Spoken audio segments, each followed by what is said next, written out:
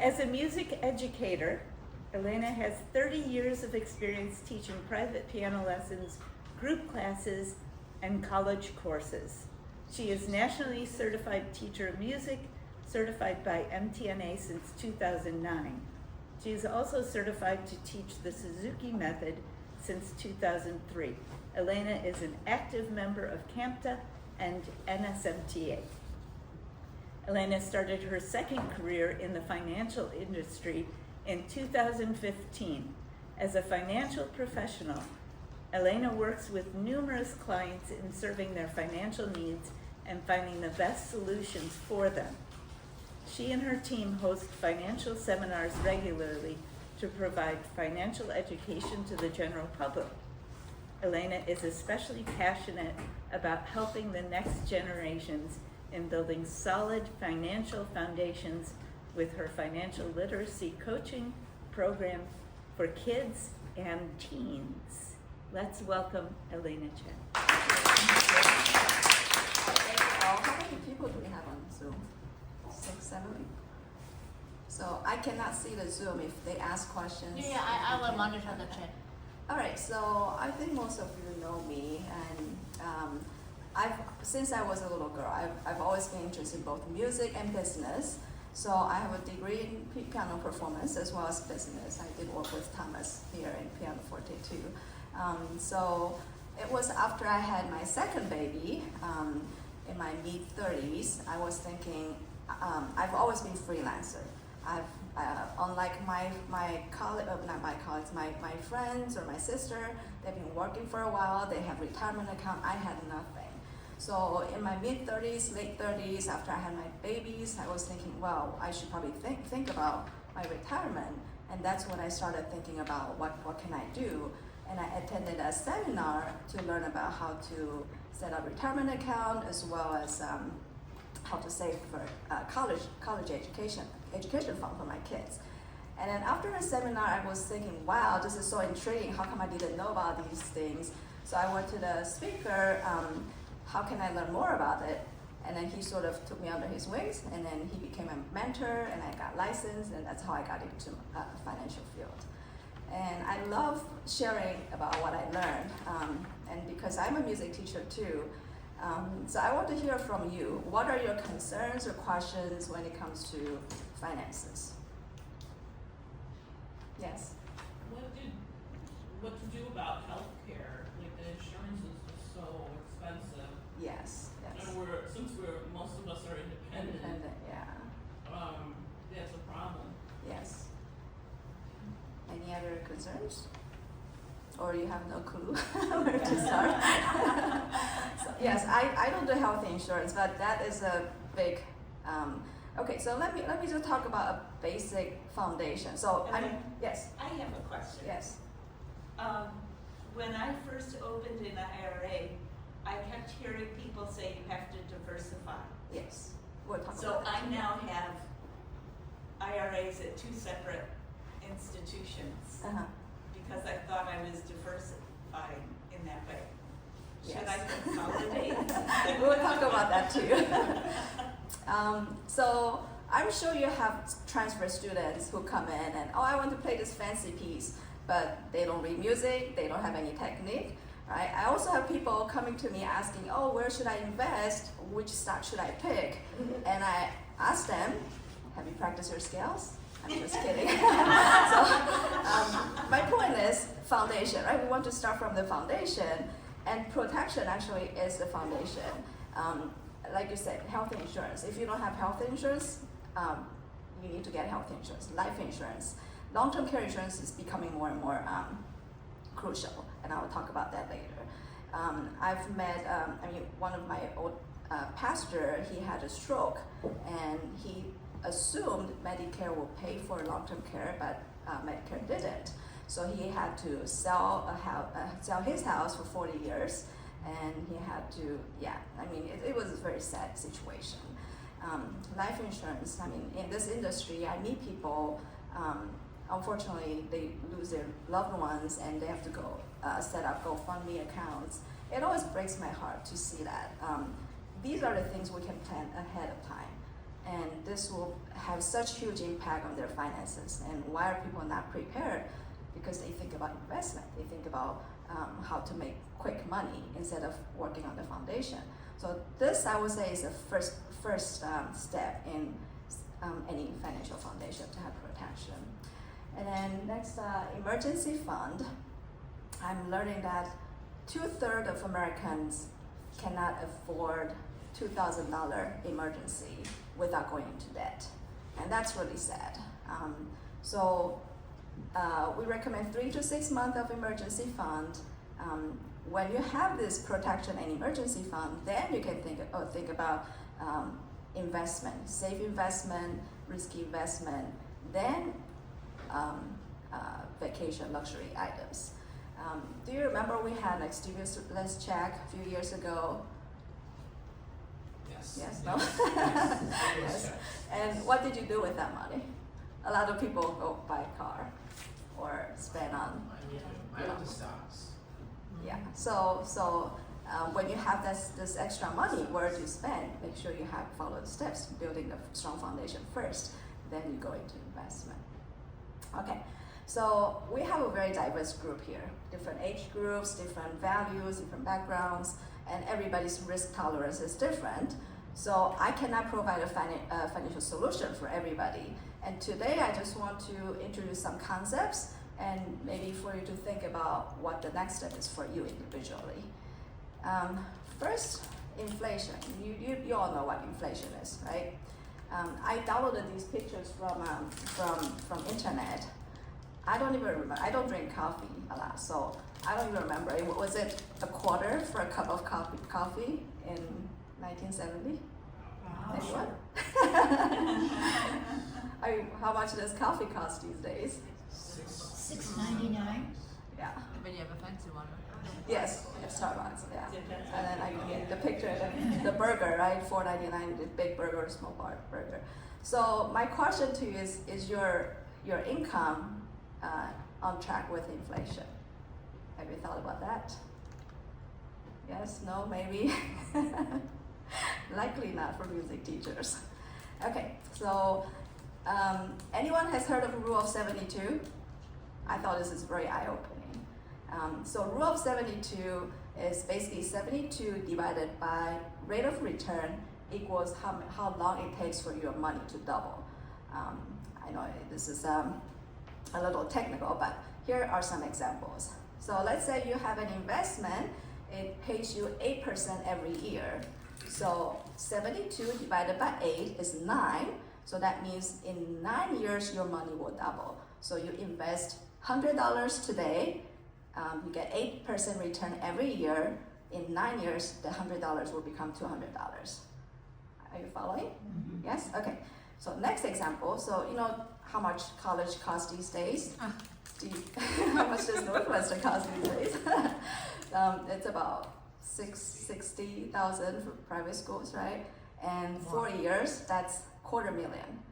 And I have 2 kids, so it's a lot of money.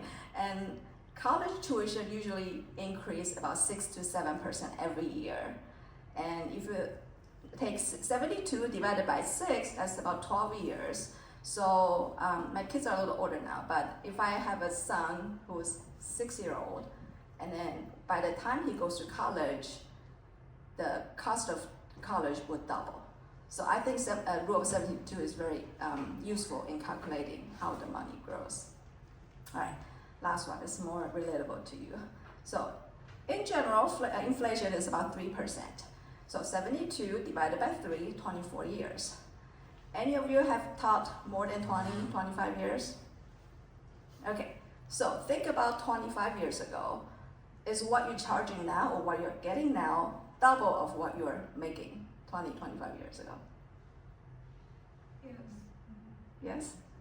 That's great. A lot of music teachers are shy about increasing their tuitions and then they don't keep up with inflation.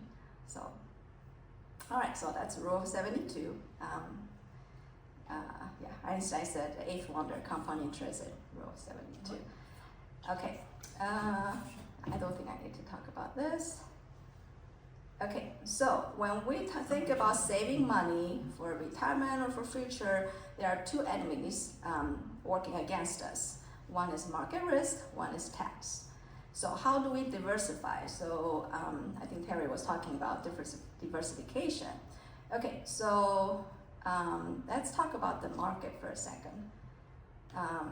Anyone follows the market other than Thomas? Okay, so you know the market goes up and down, up and down. So in 2001, you know, dot-com bubble, the market dropped close to 50%, right? And then it went up, and then in 2008, with financial crisis, the market dropped 57%. This is S&P 500. So my point is, the market goes up and down, and it's volatile. So if you look from, okay, can you see my cursor? Probably not. No. Okay. So when the market dropped in 2001, 2002, 49%. Okay. If you look at the next increase, it takes twice as long for the market to recover. Can you see that? Mm-hmm. Okay.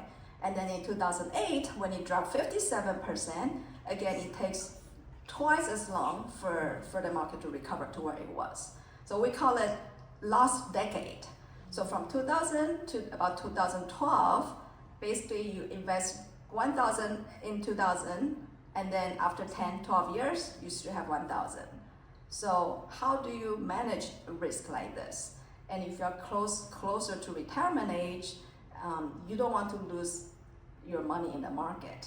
I met a gentleman a few years ago. He had all his money in the market.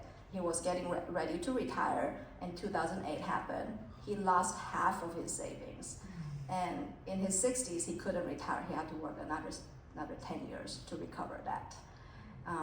Okay, so a side note, I wanted to ask you, do you have a retirement age in mind?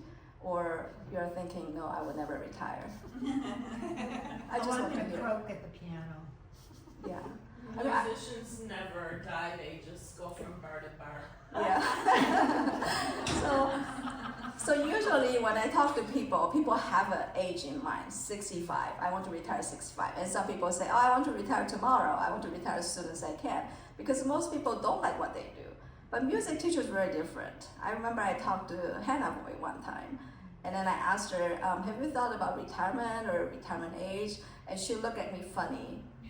Why do I want to retire? So, I mean, CAMTA, well, I come to CAMTA because I'm so inspired by all of you. You love what you do, you love teaching.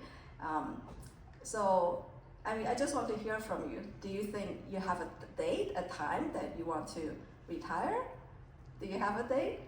Yeah, when my last student of the one that I have now, the two I have now, Okay. move on. Okay, so you have a retire. time. Right, because my kids think it's time for me to retire. Okay. Jerome Lowenthal so I at can Juilliard, learn he's them. 90 and he's still teaching them. Yeah. I mean, I think it's a great place to be, that you love what you do and you don't really think about stop working. I want to say that instead of a retirement age, I tend to think of like a point where I want not to have to teach. That's right. Yeah. Yeah. That's my point. So even if you love what you do and you would love to keep teaching until the very, very last day, can you afford to not teach? So we all want to be at a place where we teach because we want to, not because we have to. So how do you manage your finances so you can be at that place? Now, even if you want to teach, what about when your body doesn't allow you? You know, you're not healthy anymore.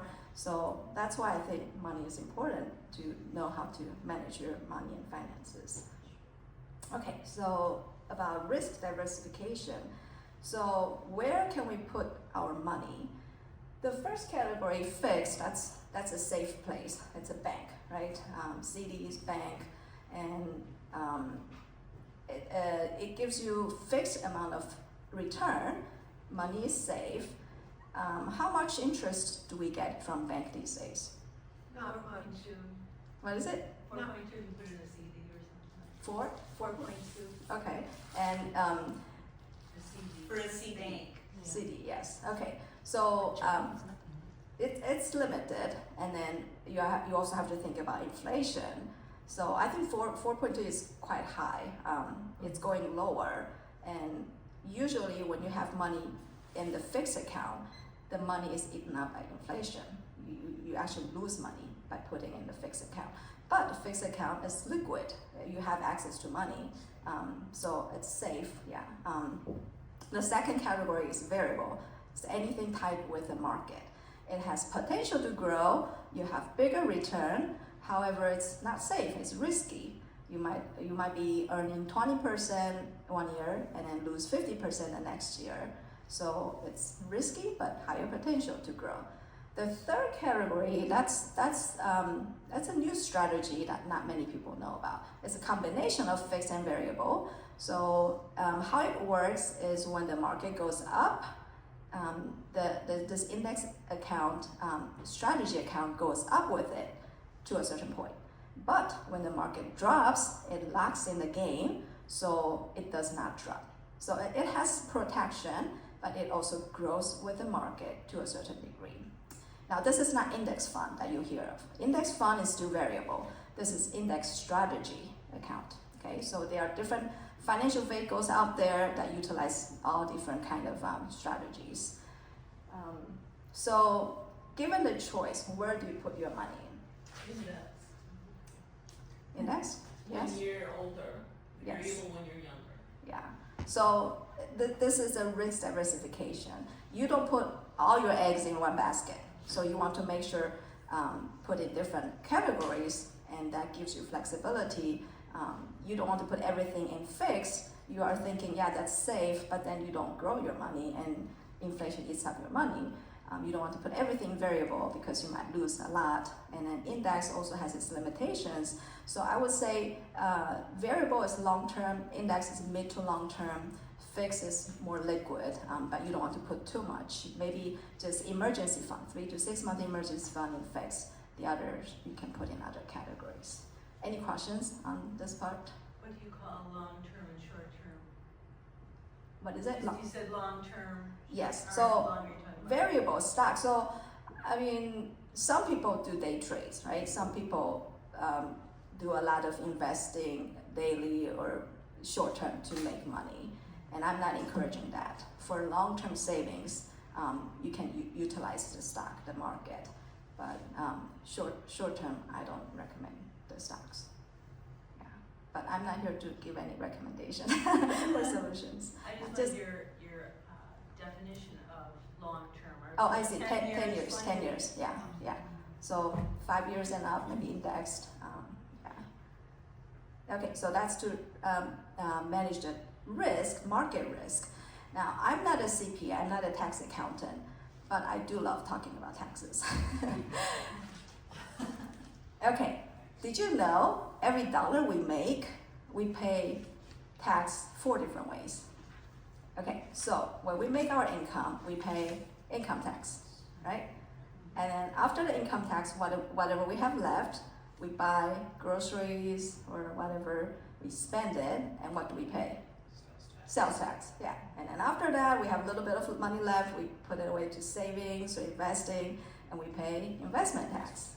And then lastly, when you don't use up all your money, whatever you have left, you pay estate tax. And which one do you think has the highest rate? Yeah, because you can't complain anymore. Yeah, yeah. So Uncle Sam is our co-owner of our accounts in a lot of accounts. What a nice way. But isn't there a cap on that? Isn't there Cap for estate tax? estate tax, yeah. So it's changing. Tax laws change. Right now, actually, it's pretty high, but tax laws change, and you just want to plan ahead to make sure you don't pay minimum tax. Yeah.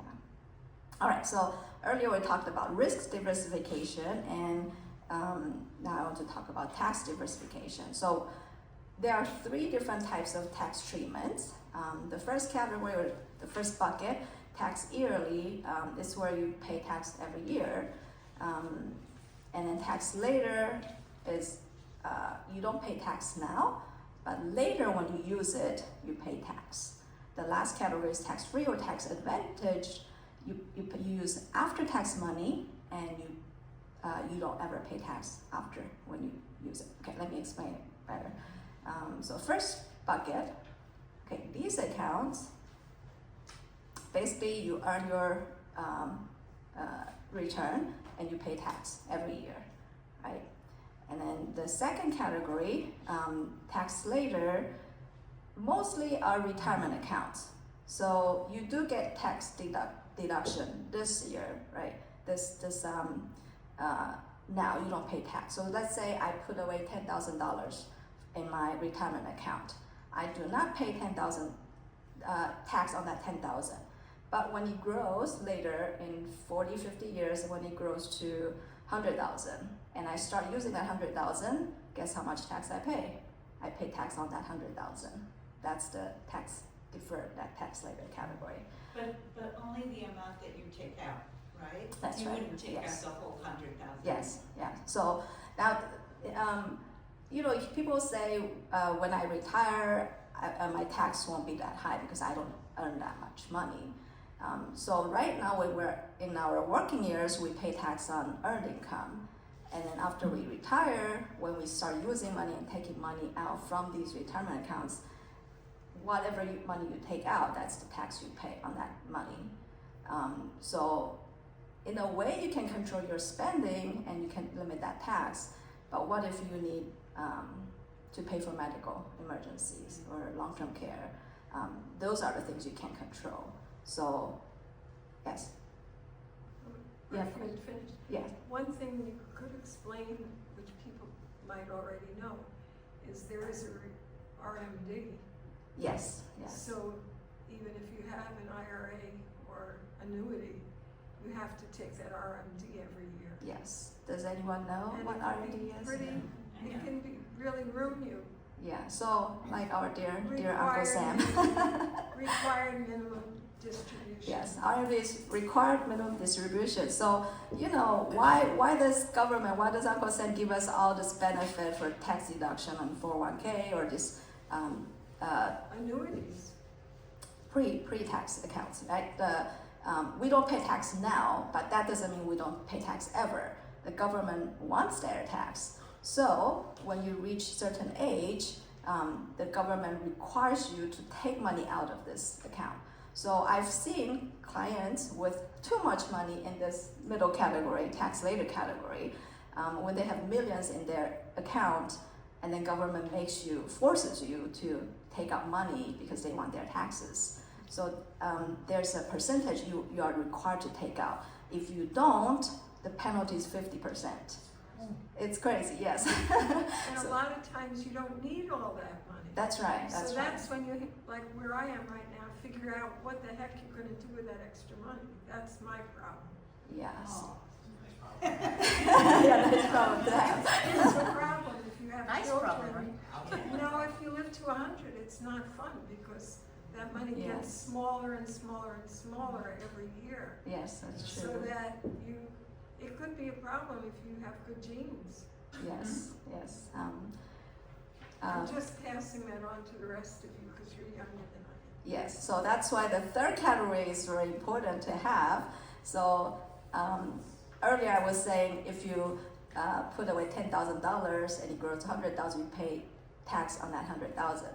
Now, tax advantage is third category. Let's say you have $10,000 to put away, you pay tax now, right? So maybe it's 20%, 30% you pay off, and you have the leftover $7,000, $8,000 you put away into tax-free accounts. When it grows to 70, 80, 100,000, you do not pay tax in these accounts.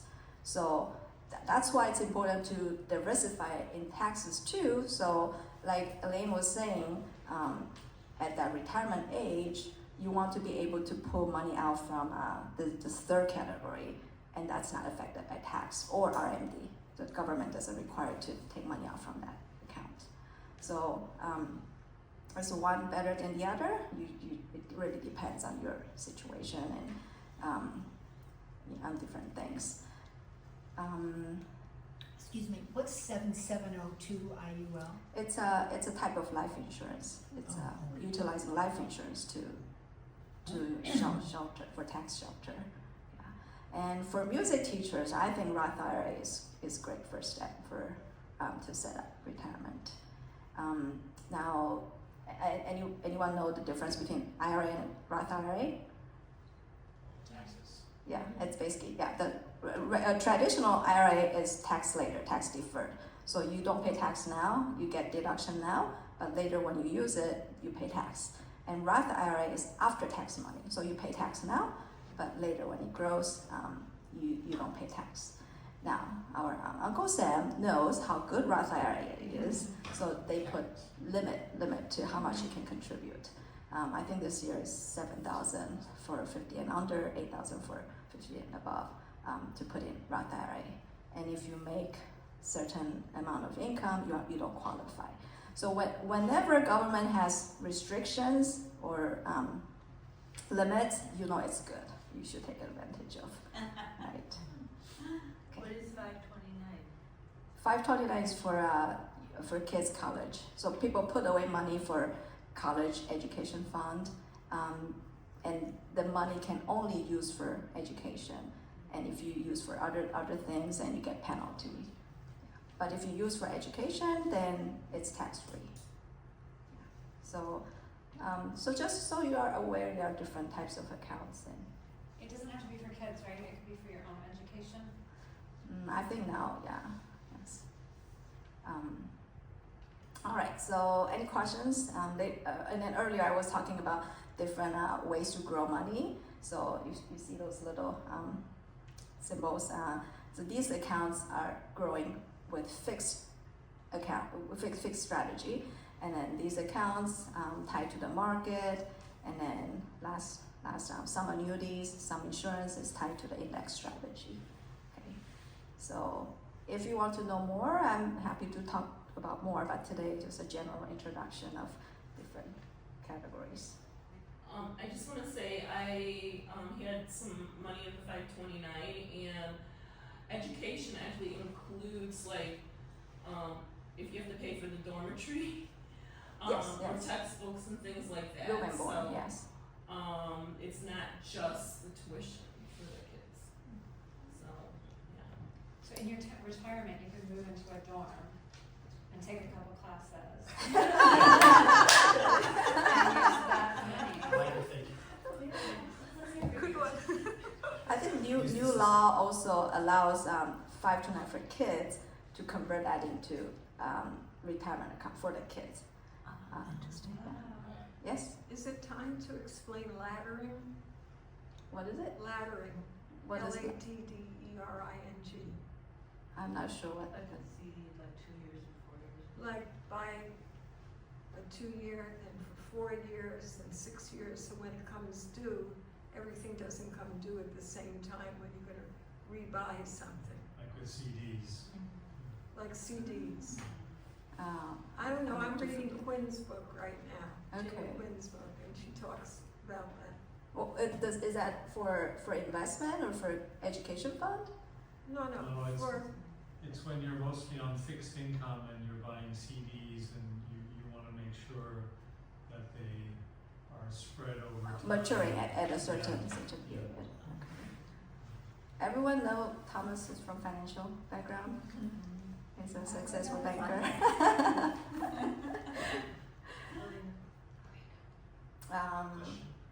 Yes. Yes. Is there a better, is there up to a certain age that you would want to put money in a Roth, and then after a certain age doesn't matter that much? What we discussed earlier, what's your retirement age, your time frame. So Social Security, you can start getting Social Security from age 62, early retirement, or 65, or so it depends on our age. 67 might be the full benefit for Social Security. So you also have to take into account what other sources of income you have. But if you're continuing making money, continuing to have earned income, you can put into Roth IRA. So if you put like, say, 7,000 or whatever into the Roth IRA, and then it grows, you're only paying tax on that 7,000 that you initially put in, right? Yes, yes. So, at least I was taught I should max it out every year as much as possible. Yeah. If it's possible, if I have the funds to max Yes. out my Roth, Yes. you should max Yes. out because it's going to grow. Yes. And you only pay the tax on what you initially invested. That's right, that's right. So you should always try to max out your Roth. Yes, no matter for at what point. young generations, yes, utilize a Roth IRA, because when you someday you make $200,000 income, you won't be able to qualify. So between the tax later and tax free, it really depends on future tax rate, right? If the tax rates are same now, and let's say 30 years from now, it doesn't matter if you put in the middle bucket or the right bucket. So my question is, do you think that tax rate will go up in the future, or go down, or stay the same? What do you think? Up. Why? Why do you think? Why do you think it goes up? Yeah. Okay. We keep giving tax breaks to rich people. Okay. Yeah, that's The true. teachers are smart. Ours goes over. Okay. Now, What do you think? well, let me show you. So the gray area is the national debt. Okay. Now, what happened in 1944, 1945? The end of The the war. stock market. World War II, right? So the government needs a lot of money to make weapons and all that. So the debt is really high. The gray area is the debt. And then the green line is the highest tax rate, marginal tax rate. So for the wealthy, so that it was at 1.94%. So what that means is you make $100 and $94 goes to the government. That's the highest tax rate. Okay. Wow. Now, currently, the highest tax rate is 37%.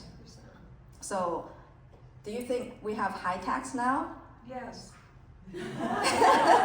compared to 94%? That's pretty low. it's high for me. History, yes, yes. So, yes, people say we pay a lot in taxes, but historically, we're actually pretty low. So, if you believe tax rates will go up in the future, you want to put more money in the tax advantage accounts. So, you pay tax now rather than pay tax later. And this is kind of crazy. This was taken in 2016. This is national debt. I know there's a lot of numbers, but look at the left top corner. You see, can you see 18 trillion? 18 trillion, that's the national debt in 2016. Okay, and this one is taken 2020. National debt is 25 trillion with T. Okay, let me stop sharing for a second and guess how much debt we have now. A lot.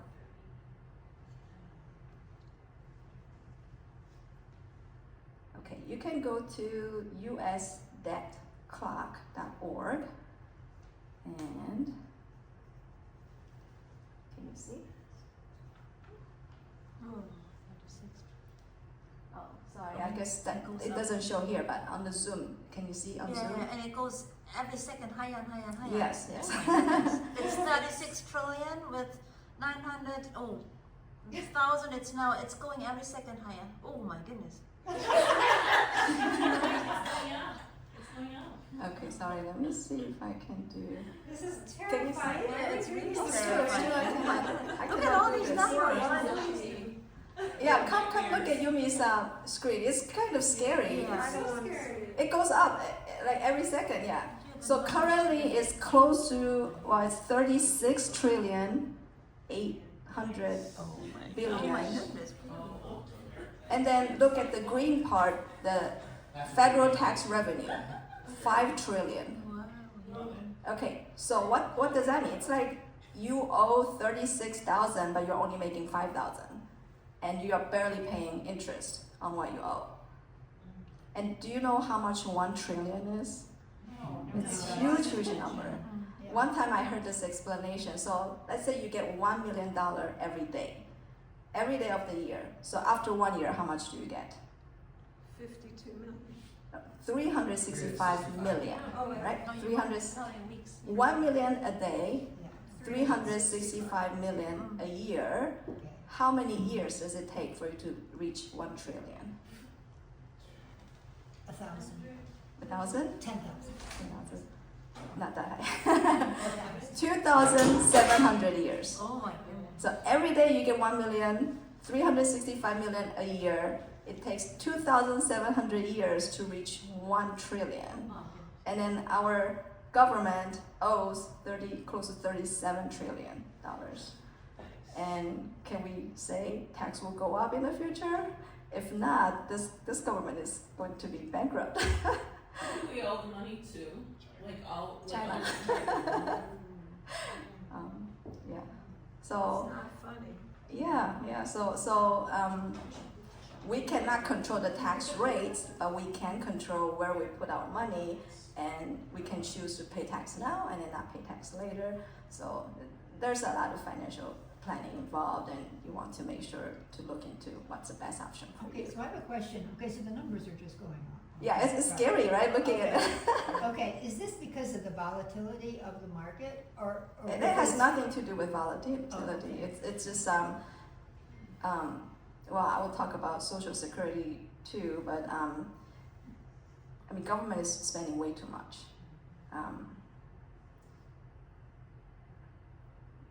even with Doge? Doge has not stopped any of the spending. No, there's just being mean. So if we owe this much to China, what, I mean, isn't China, why isn't China saying, you know, hand it over now? Trade. It's all based on trade. I mean, how can you? Am I sharing my screen right now? Yes, you are. For the the- national debt. No, back to the slides. No. No. I think that's just a slide. We have the same what is on the screen. Okay. And now you didn't. You stopped sharing. Oh, well, maybe that is. We have a question here. Yes. Yes. When did the debt clock begin? When it was founded? I don't know. I don't know when it began. I mean, 10 years ago when I got into the business, I was introduced to the debt clock, and back then was pretty amazing. Now it just goes up and up and up. So it wasn't doing that 10 years ago? No, I mean, 2016 was 18 trillion. Now it's almost double. Wow. Yeah. So that's why I'm also passionate about teaching kids about money, because they will become our politicians one day, right? You want to make sure they know how to save and know how to manage their finances. Okay, so that's the tax. And know how important the arts are. Yeah, that's true too. Yeah. Okay, let's talk about long-term care. Long-term care is when you cannot perform one of these daily activities like feeding yourself or changing or going to bathroom. And it's becoming an issue for the government too. So So I wonder why is it not changing on the screen? Should we ask? I'm here on Zoom. It's changing. We have long-term care. oh, but this one is not changing.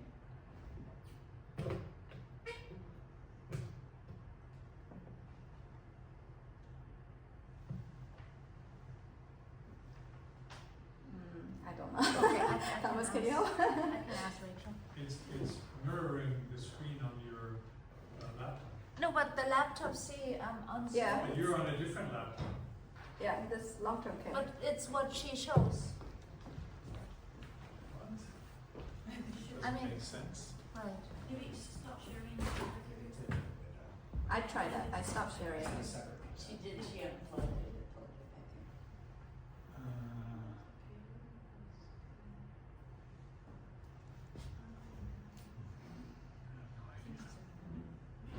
Stop again.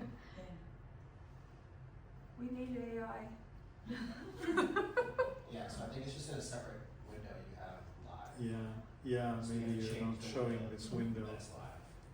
So maybe I should do this. No, but you just did that. No.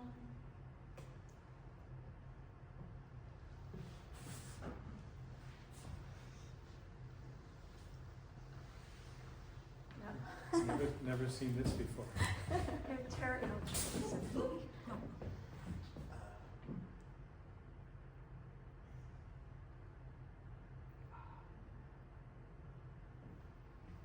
Oh yeah, good.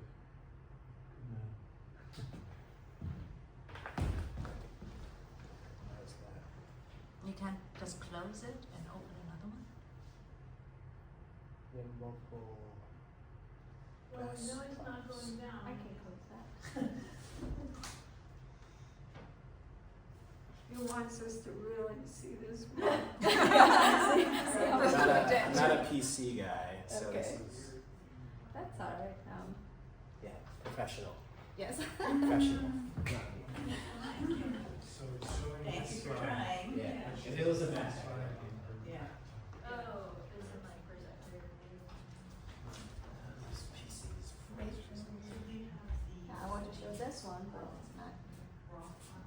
Yes. I have a lot of accounts. Let's see. We don't need to see this. Yeah, that's all slide, right. do We don't need the slides. Let's be old school. Just talk. Emergency and high yields. So maybe 5%. Oh yeah. So What is Sophie? It's an Online bank. It's an online bank.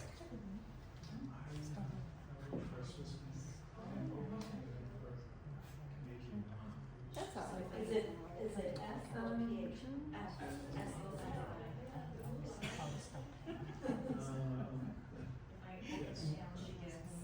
Yes, thank you.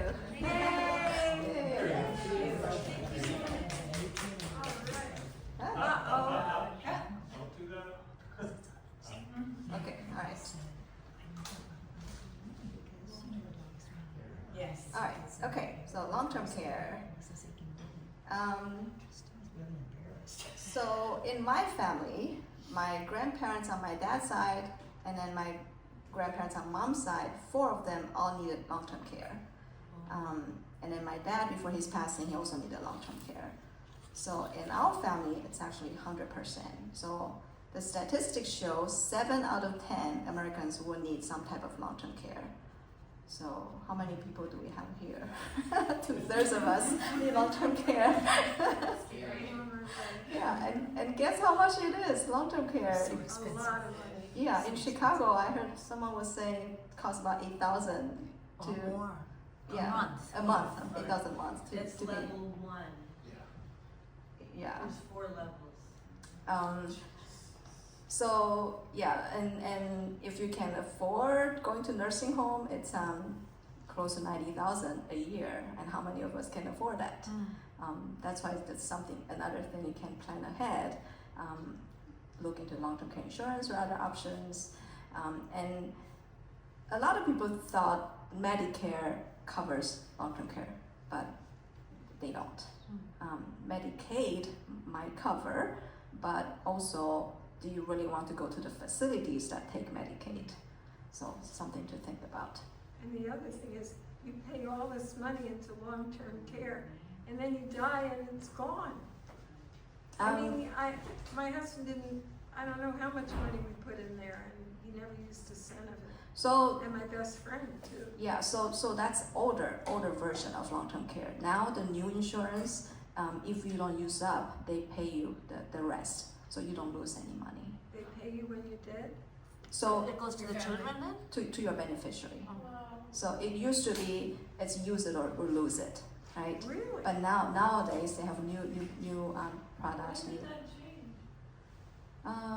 You mean I should like change people my complain. Well, if I buy long-term care insurance and then I die in a year, I lose all that money. So my companies are making changes to make improvements too. Are all the plans like that now, or do I have to change my Well, plan? different companies have different Oh, plans. God. There's also traditional lose it or use it or lose it plans too. So you have to look into different companies and and then I don't know if you are aware right now in United States, state of Washington require residents to have long-term care insurance, Wow. and it's going to be a trend because government doesn't want to pay for our health care, pay for our long-term care insurance. So what happened in Washington is just like how we pay Medicare taxes, they are requiring the residents to pay long-term care tax. And then when they need long-term care, the government will provide long-term care. But then there's also a limit. I think I don't really remember the numbers. You can Google it. So state of Washington already passed that. Next is California and New York. They are in the process of passing. So they will require residents to get long-term care insurance. Next, the third tier is Illinois. So we are on the way, and then more and more states will require long-term care insurance. Just like how we have, we do have car insurance, it's required by law, but our body should be more important, right? So, and then government cannot afford it, so they are forcing us to pay into tax to go into. So, state of Washington, if you have your private long-term care insurance, then you're exempt from paying that tax. If you don't have your own long-term care insurance, the government makes you pay tax on the long-term care. And then, so other states are following right now. So, just so you know, it's coming. Okay, so something to think about. All right, how much time do I have? I don't have to go into this, but. As long as Or we can do stay, you have I think any it's questions, interesting. or you want to talk about other things, or I could just talk about Social Security really quick.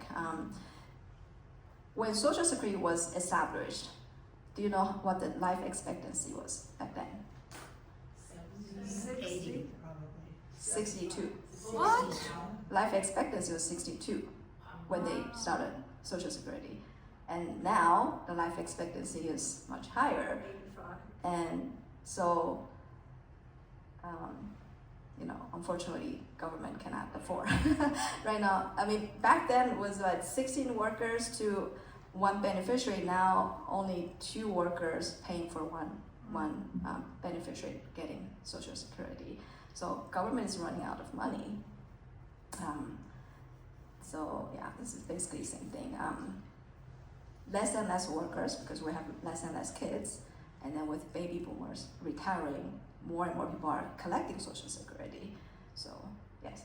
And there's a cap above which you don't have to pay Social Security, right? There's a amount, like you have to pay Social Security tax on a certain amount of money that you make, and above that amount you don't pay. I'm not too sure. Well, yeah. I think that's right. And has that, or you're not sure, so you don't know. So if they've been raising that cap along with inflation. Yeah, at that I'm not sure. Yeah, it does adjust with inflation. Yeah. So wealthy people, what's the maximum they can get? Probably $3,000 a month or so. So for wealthy people, they have their own Social Security, and annuity is another big thing that people are looking into, and government actually pushes you to get annuity. Annuity is self-funded pension because Social Security won't have the full benefit. So just so you are aware. I find this pretty interesting. Have you seen this cover, Time magazine cover? She's so cute. It was 2015. So my kids' generation, they can live to 142 years old. Oh my goodness. Isn't that crazy? Wow. If you think about it, my grandparents passed away in their late 90s, 96, 97. And then, we will likely live to 100, and our kids, next generation, just live longer and longer. So the traditional retirement age at 65, you might likely have 30 years of no active income. How do you plan for that? So. I amaze me. Life is not good. Life is not good? Well, you play piano and you exercise and you want to keep the quality of your life better. Okay, and then the rest of the slides are mostly about retirement. I think we talked about, do you have a retirement time frame or how much money you need for retirement? I ask people, if you think you are going to retire at 65, how much money do you think you need at that time? Anybody has an idea? 4 million. 4 million? Good for you. And how many of us can afford that 4 million? But that's something to think about. Most people don't. And the younger generations I talk to, sadly, they don't have that mindset of saving for future. And I met this young lady. She graduated from college. She's in IT. She makes pretty good income, but she's in huge debt. And all the subscriptions you can think of, like video, music, or whatever subscription she has, and she wants the newest technology. I mean, she doesn't have the concept of saving for future, but she wants to enjoy her lifestyle. And that's their choice, right? And how do we educate the next generations? Well, it's important to save for the future when you can't work anymore. What do you suggest is a reasonable, how many times your income to save before you should retire? Well, everybody's different. I mean, there are so many formulas, like some people say 9%, 8%, or 20%. It really depends. So how I think of it is, let's say, look at your current lifestyle. How much do you spend a year? Okay, with that number, and then from the time you want to retire, let's say I want to retire at 65, and then I will likely live to 90 or 95. Let's say 30 years. So 30 years of retirement, and let's say I spend 100,000, or I don't know, 100,000 for housing, for food, for traveling, all that. And 100,000 times 30 is 3 million, right? And you also have to calculate inflation into it, so it's like 6 million. That's my ideal number. 6 million. So yes. I'm curious, how many people retire when they're 65? Not many nowadays. Yeah, and then Social Security also delayed. Piano teachers don't, right? No, yeah, we were talking about that earlier. And, I mean, all of us want to teach because we want to, not because we have to, right? So, yeah. That was excellent. And yeah, I mean, I've talked to so many people, and one time this guy was saying he wanted to do some financial planning, and then he came to me and he said, all I have is Social Security, and he wanted me to do something with his Social Security. But he doesn't realize you can't take Social Security in lump sum. He thought he could just take it out, but that's not. So I can't really plan his Social Security. Government does that. But he didn't save away during his working years, and there's nothing I can really do for him. So, yeah. This is just a guideline. If you have 25 years retirement period, then and you need about 100,000 to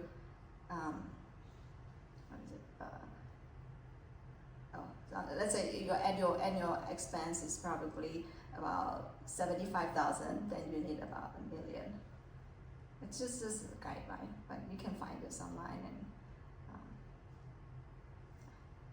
again, I don't have. Could you show that again? Because I don't have. What does that mean?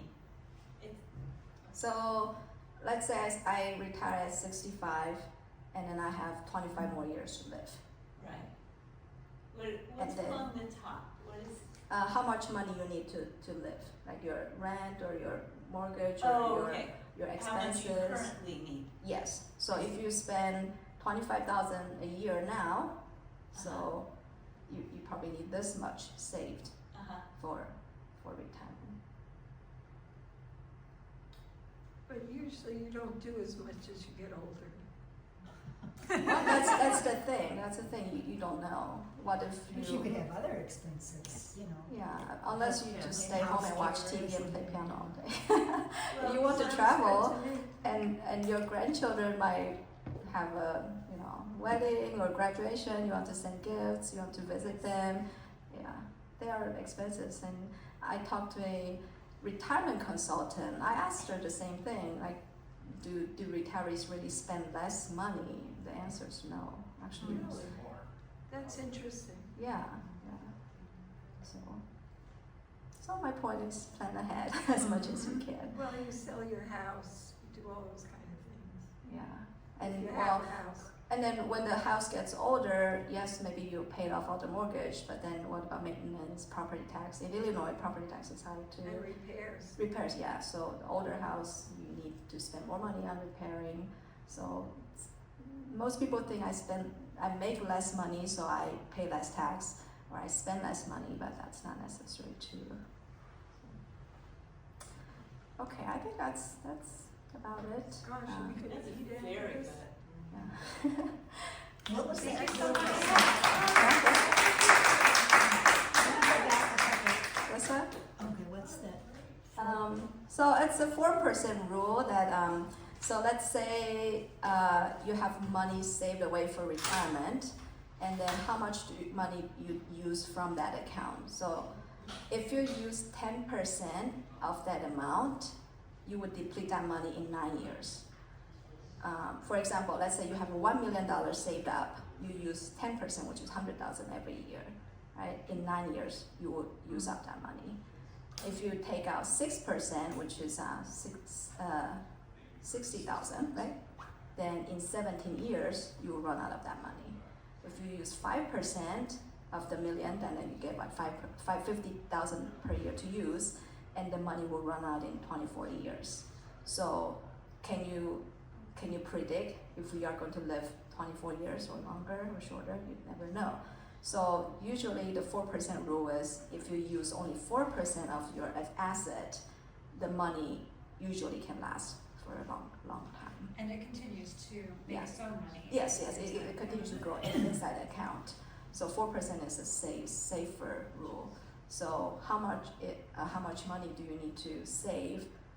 So that 4% is what you need to live on. I don't know if that makes You want to sense. stay on the right side of the interest. Yes, Yeah, yeah. yes, yeah. So if you save away $2 million, 4% of that is about $80,000, right? Is that right? Yeah. Right. So I think that's a lot of information, and you are always welcome to ask me questions, or we can chat more in detail about specific tools if you want to know more about it.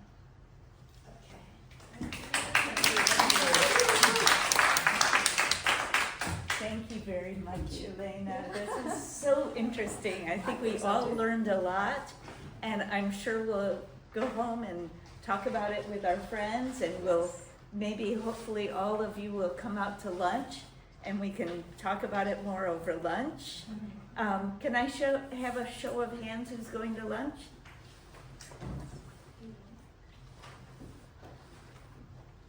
Great, great. Okay, thank you all.